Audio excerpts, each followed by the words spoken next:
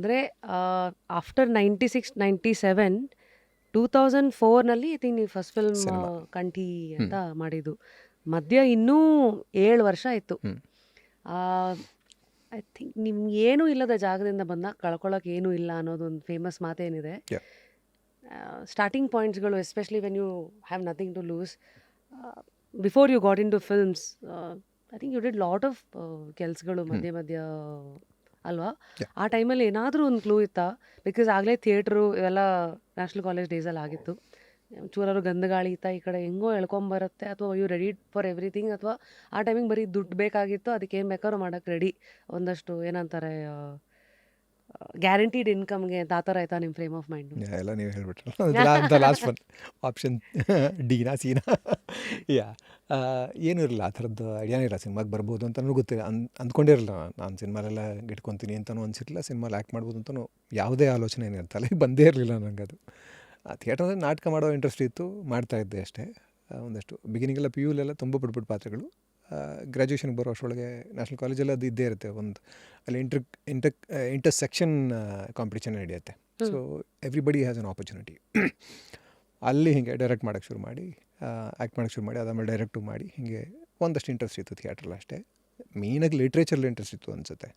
ಲಿಟ್ರೇಚರ್ನಿಂದ theatre ಕಡೆಗೆ ಬಂದಿತ್ತು. ಒಂದಷ್ಟು ಮಧ್ಯದಲ್ಲಿ ಒಂದಷ್ಟು ಸ್ಕೆಚಿಂಗ್ ಕೂಡ ಶುರು ಮಾಡಿದ್ದೆ. ಒಂದು ಕಾರ್ಟೂನ್ ಎಕ್ಸಿಬಿಷನ್ನೇ ಮಾಡಿದೆ ನ್ಯಾಷನಲ್ ಕಾಲೇಜಲ್ಲಿ. ಅದೇನಂದ್ರೆ ಆವಾಗಲೂ ಒಂದು ಭಯಂಕರ ರೆಬೆಲ್ ಇದೊಂದಿತ್ತಲ್ಲ ನಮಗೆ, HN ಬೇರೆ ಅಲ್ಲಿ. HN was a Gyan stall, ಈ ಬ್ಲೈಂಡ್ ಬಿಲೀವ್ಸ್ ಅದೆಲ್ಲ ಇತ್ತಲ್ಲ.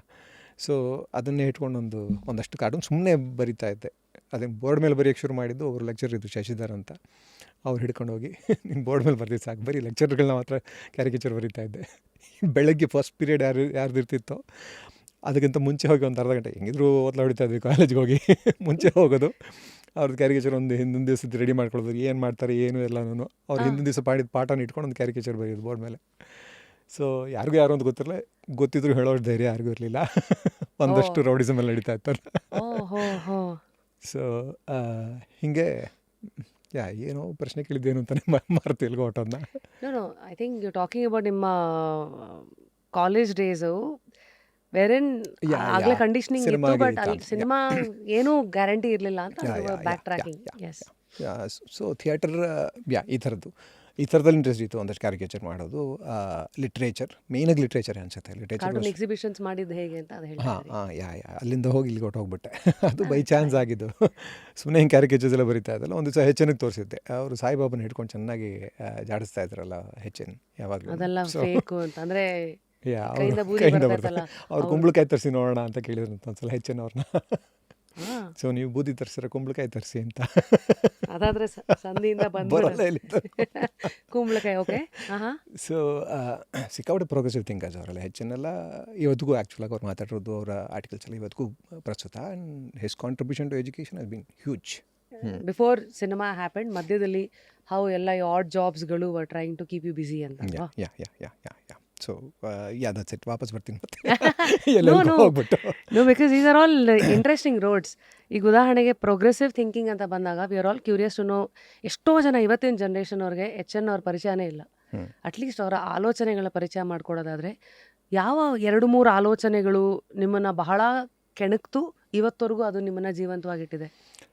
I think his stand against blind believe ಇತ್ತಲ್ಲ, ಮೌಢ್ಯಗಳು, ಮೂಢನಂಬಿಕೆಗಳ ಅದ್ರ ವಿರುದ್ಧ ಹಿ ವಾಸ್ ವೆರಿ ಸ್ಟ್ರಾಂಗ್. ಆಗಿನ ಕಾಲದಲ್ಲಿ ಈಗ ಮಾಡಿದ್ದರೆ ಮತ್ತೆ ದೇಶದ್ರೋಹಿ ಅಂತ ಅಂದ್ಬಿಟ್ರು ಅವ್ರು HN.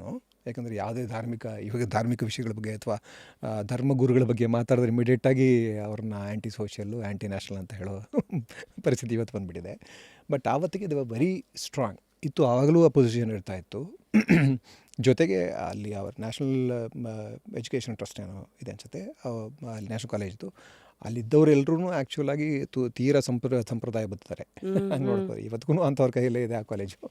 ಬಟ್ ಸ್ಟಿಲ್ ಅದೆಲ್ಲದರ ಮಧ್ಯೆ ಅವರು he was very different, very strong in a stand. ಜೊತೆಗೆ ಸಿಂಪ್ಲಿಸಿಟಿ. ಅಗೇನ್ ಗಾಂಧಿ ಬಿಟ್ಟರೆ ನಾನು ನೋಡಿದ್ದು ಅಷ್ಟೊಂದೆಲ್ಲ ಸಿಂಪಲ್ ಮನುಷ್ಯ HN. ಹಾಸ್ಟೆಲಲ್ಲೇ ಇರ್ತಾಯಿದ್ರು ಅವರು. 1-2-3 ಪಂಚೆ, 1-2-3 ಕುರ್ತಾಗಳು ಇಟ್ಕೊಂಡಿರ್ತಾಯಿದ್ರು, ಒಂದು ಟೋಪಿ, ಗಾಂಧಿ ಟೋಪಿ, ಅಷ್ಟು ಬಿಟ್ಟರೆ ಬೇರೆ ಏನೂ ಇಟ್ಕೊಂಡಿದ್ದಿಲ್ಲ. ಅವ್ರು ಸಂಪಾದನೆ ಮಾಡಿದ್ದು ಎಲ್ಲನೂ ನ್ಯಾಷನಲ್ ಕಾಲೇಜಿಗೆ ಕೊಟ್ಟರು ಅವರು. ಕೊನೆ ತನಕ ಸಾಯೋ ತನಕನೂ ನ್ಯಾಷನಲ್ ಕಾಲೇಜ್ ಹಾಸ್ಟೆಲ್ನಲ್ಲಿ ಒಂದು ರೂಮ್ ಇರ್ತಾಯಿತ್ತು ಕೆಳಗಡೆ, ಅಲ್ಲಿರ್ತಾಯಿದ್ರು. ಹುಡುಗರಿಗೇನು ಊಟ ಇರ್ತಾಯಿತ್ತೋ ಅದೇ ಎಲ್ಲಿಗೆ ಹೋಗ್ತಾಯಿತ್ತು ಬಿಗಿನಿಂಗ್ ಎಲ್ಲ ನಮ್ಗೆ ಡೌಟ್ ಇರ್ತಾಯಿತ್ತು ಇವ್ರಿಗೇನೋ ಸ್ಪೆಷಲ್ ಊಟ ಹೋಗುತ್ತೆ ಅಂತ. ನಾವೆಲ್ಲ ಹಾಸ್ಟೆಲ್ ಊಟ ತಿಂದೇ ಬೆಳೆದಿದ್ದೆ. ಚಂದ್ರ ಅಂತ ಹೇಳಿದ್ನಲ್ಲ, ನಮ್ಮ ನಕ್ಸಲೈಟ್ ಫ್ರೆಂಡು, ನನ್ನ ನಕ್ಸಲೈಟ್ ಫ್ರೆಂಡು, ಅವನಲ್ಲೇ ಇದ್ದ, ಹಾಸ್ಟೆಲ್ನಲ್ಲೇ ಇದ್ದ. ಅವನು ಅಂದರೆ ನಮಗೆಲ್ಲ ಅವಾಗ ಅಗೇನ್ ನಾ ಹೇಳಿದ್ನಲ್ಲ, ದುಡ್ಡು ಇರ್ತಿರಲಿಲ್ಲ ಊಟ ಮಾಡೋದಕ್ಕೆ. ಮನೆಯಿಂದ ಊಟ ತೊಗೊಂಬಂದರೆ ಅದು ಫ್ರೆಂಡ್ಸ್ ಎಷ್ಟೊಂದು ಜನ ಊಟ ತರ್ತಾ ಇರಲಿಲ್ಲ, ಎಲ್ರಿಗೂ ಒಂದೊಂದು ತುತ್ತು ಹೋಗೋದು, ಯಾರಿಗೂ ಸಾಲ್ತಾ ಇರಲಿಲ್ಲ. ಸೊ ಅವ್ನು ಊಟ ತೊಗೊಂಬರೋನು ಒಂದೊಂದು extra. So national college hostel ಊಟದಲ್ಲಿ ಸುಮಾರು ದಿವಸ ಕಳೆದಿವಿ ಹೊಟ್ಟೆ. ಅದು ಥರ ರೋಲ್ ಕಾಲು ಹೋಟೆಲ್ ಊಟ, ಸಾರಿ ಹಾಸ್ಟೆಲ್ ಊಟ. ಓಕೆ, ಅಲ್ಲಿ ಇರ್ತಾ ಇತ್ತು ಹೆಂಗಿದ್ರು ಒಂದಷ್ಟೆಲ್ಲ ವೇಸ್ಟ್ ಆಗೋದು ಅದೆಲ್ಲ, ಒಟ್ಟಿನಲ್ಲಿ ವೇಸ್ಟ್ ಆಗದಿರೋಂಗೆ ನೋಡ್ಕೊಂಡ್ವಿ ಎಲ್ಲರೂ ಅಂತ ಹೇಳ್ಬೋದು, ಜಸ್ಟಿಫಿಕೇಶನ್. ಯಾ ಹೆಚ್ಚಿನ ಬಗ್ಗೆ ಹೇಳ್ತಾ ಇದೊಂದು ನನ್ನ ಪರ್ಸ್ನಲ್ ಇನ್ಸ್ಟ್ರಾಕ್ಷನ್ ಅಂದರೆ ಆ 2 ಕ್ಯಾರಿಕೇಚರ್ನ ನೀನು ಮಾಡು ಅಂತ ಇವ್ರು ಹೇಳಿದರು. ಶಶಿಧರ್ ಕರ್ಕೊಂಡೋಗಿ ಬೋರ್ಡ್ ಮೇಲೆ ಮಾಡಿ ಸಾಕು. ಆವಾಗ ಗೋಲ್ಡನ್ ಜುಬ್ಲಿ ಆ ವರ್ಷ ನಾವು ಫೈನಲ್ ಇಯರ್ ಡಿಗ್ರಿಲಿದ್ದ ವರ್ಷ ಗೋಲ್ಡನ್ ಜುಬ್ಲಿ ಇತ್ತು. ಸೊ ಆವಾಗ ಇವ್ರು ಶಶಿಧರ್ ಕರ್ಕೊಂಡೋಗಿ ಎಕ್ಸಿಬಿಷನ್ ಮಾಡೋದು, ನೀನು ಸುಮ್ಮನೆ ಬೋರ್ಡ್ ಮೇಲೆ ಬರ್ದು ವೇಸ್ಟ್ ಮಾಡ್ತಾ ಇದೆಯಾ ಅಂತ. ಸರಿ ಓಕೆ ಮಾಡ್ತೀನಿ ಅಂತ ಒಂದೆರಡು ಸ್ಕೆಚಸ್ ಒಂದೆರಡು ಕ್ಯಾರಿಕೇಚರ್ ಬರೆದೆ. ಅದು ಹೆಚ್ಚಂದೇ ಬರೆದೆ ಫಸ್ಟು, ಹೆಚ್ಚನ್ನು ಸಾಯಿಬಾಬನ್ ಸೇರಿಸಿ ಬರೆದೆ. ಅದೇ ತೊಗೊಂಡೋಗಿ ತೋರಿಸಿದ್ರೆ ಅವರು, ಇದು ಎಕ್ಸಿಬಿಷನ್ಲ್ಲ ಮಾಡಬೇಡಪ್ಪ, ನಾನು ಇಟ್ಕೊತೀನಿ, ನಾನು ಕೊಟ್ಬಿಡು ಅಂತ ಅವರು ತೊಗೊಂಡ್ರು. ಮಿಕ್ಕಿದೆಲ್ಲ ಒಂದಷ್ಟು ಮಾಡಿ ಎಕ್ಸಿಬಿಷನ್ ಮಾಡಿದೆ. ಸೊ ಥಿಯೇಟರ್ ಅಂದರೆ ಅಗೇನ್ ಲಿಟ್ರೇಚರ್ ಆಸಕ್ತಿಯಿಂದನೇ ಥಿಯೇಟ್ರ್ ಬಂತು. ಲಿಟ್ರೇಚರಿಂದ ಅಗೇನ್ ಇವೆಲ್ಲ ಟೇಕ್ ಅವೇಸ್ ಇತ್ತು ಅನಿಸುತ್ತೆ. ಒಂದು ಒಂದು ನ್ಯಾಷನಲ್ ಕಾಲೇಜ್ ಇವೆರಡರ ಇನ್ಫ್ಲುಯೆನ್ಸ್ ಜೊತೆಗೆ ಒಂದಷ್ಟು ಲಿಟ್ರೇಚರ್ನ ಇನ್ಫ್ಲುಯೆನ್ಸ್. ಅದಾದಮೇಲೆ ನಾನು ಮಾಸ್ಟರ್ಸ್ ಮಾಡೋದಕ್ಕೆ ಆ್ಯಕ್ಚುಲಿ ಪುಷ್ಟ್ ಮೀ. ಮಧ್ಯದಲ್ಲಿ ಒಂದಷ್ಟು ಕೆಲಸಗಳು ಮಾಡಿದೆ. ಯಾವುದೋ ಒಂದು ಅಡ್ವರ್ಟೈಸಿಂಗ್ ಏಜೆನ್ಸಿಲಿ ಮಾರ್ಕೆಟಿಂಗ್ ಎಕ್ಸಿಕ್ಯೂಟಿವ್ ಅಂತ ಹೋದೆ. ಒಂದು ಕ್ರಾಸ್ ಫೈರ್ ಕಮ್ಯುನಿಕೇಷನ್ಸ್ ಅಂತ ಒಂದಿತ್ತು. ಸೊ ಅಲ್ಲಿ ಹೋಗಿ ಒಂದು ವಾರನೂ ಮಾಡೋಕ್ಕಾಗಲ್ಲ ನನಗೆ ಆ ಕೆಲಸ. ನನಗೆ ಮಾರ್ಕೆಟಿಂಗು ಸೇಲ್ಸ್ ಎಲ್ಲ ನನ್ನ ಕೈಲಿ ಆಗೋದೇ ಇಲ್ಲ. ಇನ್ನೊಬ್ಬರನ್ನ ಹೋಗಿ ಕನ್ವಿನ್ಸ್ ಮಾಡೋಕ್ಕೆ ನನ್ನ ಕೈಲಿ ಆಗೋದೇ ಇಲ್ಲ. ಸೊ ಒಂದು ವಾರಕ್ಕೆ ಬಿಟ್ಟೆ ಅದನ್ನ. ಅದಾದಮೇಲೆ ಇದರಲ್ಲಿ ಪ್ರಜಾವಾಣಿಯಲ್ಲಿ ಡೆಕ್ಕನ್ ಹೆರಾಲ್ಡಲ್ಲಿ ಕ್ಯಾನ್ವಾಸಿಂಗ್ ಅಂತ ಮಾಡ್ತಾಯಿದ್ರು. ಅಲ್ಲೇನಂದರೆ ಬೆಳಗ್ಗೆ ಎದ್ದು ಹೋಗಿ 5 ಗಂಟೆಗೆ ಹೋಗಿ ಒಂದು 10 ಪೇಪರ್ ತೊಗೊಂಡು ಒಂದು 10 ಕಾಲ್ಸ್ ಮಾಡಬೇಕು. ಒಂದು 10 ಮನೆಗಳಿಗೆ ಹೋಗಿ ನೀವು ಪ್ರಜಾವಾಣಿ ಓದಿ, ಡೆಕ್ಕನ್ ಹೆರಾಲ್ಡ್ ಓದಿ ಅಂತ ಅವ್ರನ್ನ ಕನ್ವಿನ್ಸ್ ಮಾಡಬೇಕು. ಅವ್ರಿಗೆ 4 ದಿವಸ ಪೇಪರ್ ಕೊಡೋದು. 4 ದಿವಸ ಓದಾದಮೇಲೆ if they like the newspaper they will continue the subscription of this ಅಂತ.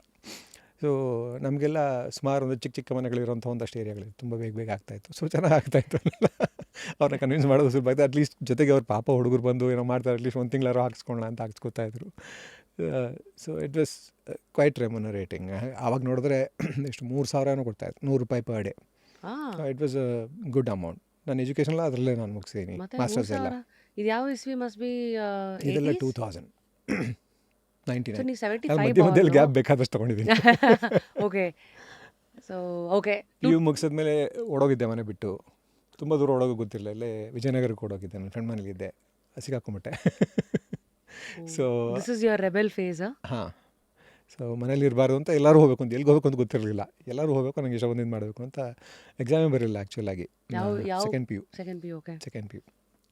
ಸೊ ಆಗ ಓಡೋಗಿದ್ದೆ. ಅಲ್ಲೇ ಫ್ರೆಂಡ್ ಮನೆಗೆ ಹೋಗಿದ್ದೆ.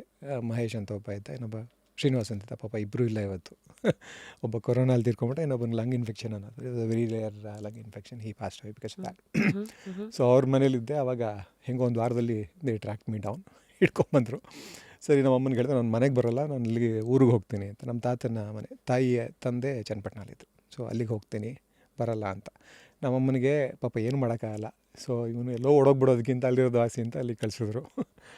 ಸೊ ಒಟ್ಟಿನಲ್ಲಿ ನಮ್ಮಪ್ಪ ಇರೋ ಕಡೆ ಹೋಗಲ್ಲ ಅಂತ.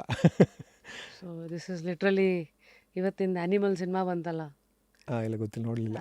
ಅದು ಫುಲ್ಲು ಡ್ಯಾಡಿ ಇಶ್ಯೂಸು ಅಂದ್ಬಿಟ್ಟು ತುಂಬ ದೊಡ್ಡದಾಗಿ ಒಂದು ಇದು ಬಂತು. ಆದರೆ ಬೇರೆ ಬೇರೆ ಲೆವೆಲಲ್ಲಿ. ಬಟ್ ಸೊ ಈ ಡ್ಯಾಡಿ ಅಥವಾ mommy issues is a common syndrome ಅನ್ಸುತ್ತೆ ಅಮಂಗ್ಸ್ ಟೀನೇಜರ್ಸ್. ನಾನು ನಮ್ಮ ತಾಯಿ ಟಾಮ್ ಅಂಡ್ ಜೆರಿ.